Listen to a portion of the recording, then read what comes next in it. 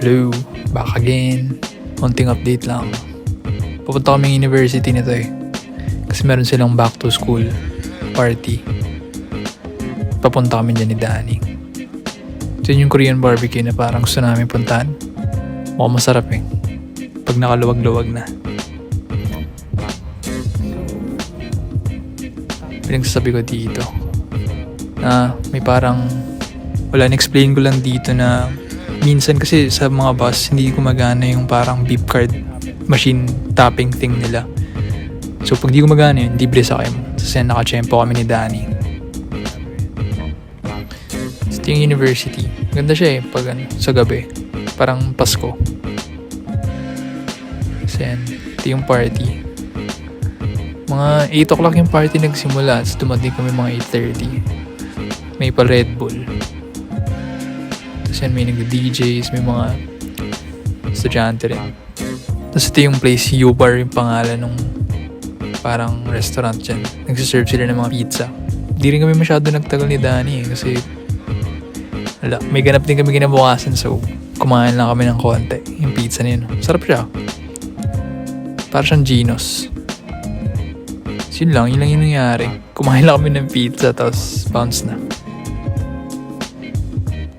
Ayun, the following days nagkaroon kami ng double date. And kasama namin si CT tsaka si Xuan. Sila, Malaysian couple sila na na-meet namin sa church. Medyo younger sa amin. Pero ka-vibes din. Kasi nag-ikot-ikot lang kami sa may parang market dito. Night market siya. Sa may Chinatown. Sa may city center.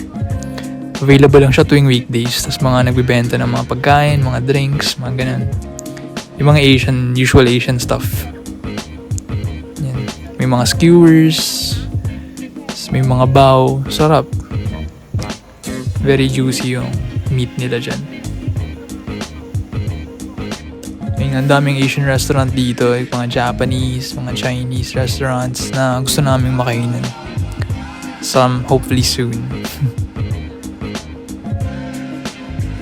Meron kami dito pinilaan. Nakita ni City. Parang famous siya na. Ano tawag dito? Mga cream puffs yan. Kita mo ang haba ng pilo. Pero hindi naman matagal yung waiting. Kasi parang bilis lang. So yan yung mga cream puffs. Ang bilis ng paglabas ng mga order.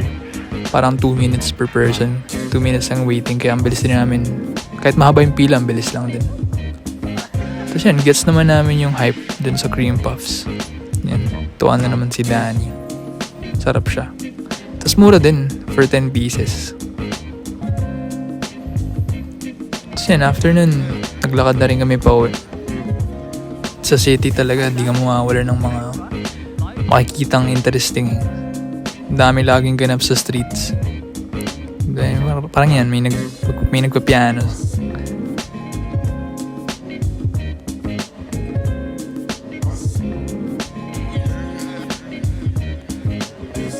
Si Xuan, for some reason, natutuwa siya sa mga trains. Lagi siya nagpipicture pag nakikita niya. Tapos may nakita rin kami dito, mahabang pila. Akala namin sa bar, sa Club Sydney. Yung pala, yung pila yun para sa tea shop.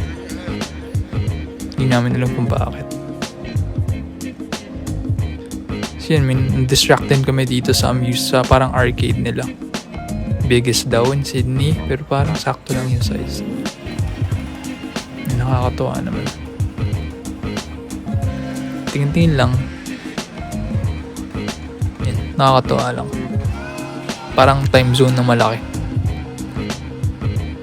Yan, yung dalawang galing sumayaw.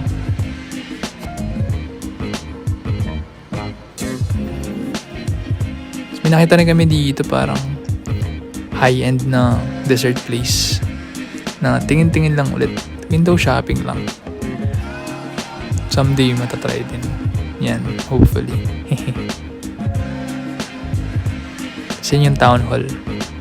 Parang yan yung monument na kung saan malapit yung bus stop namin. Yun lang. Konting quick update lang. Next time ulit. Goodbye.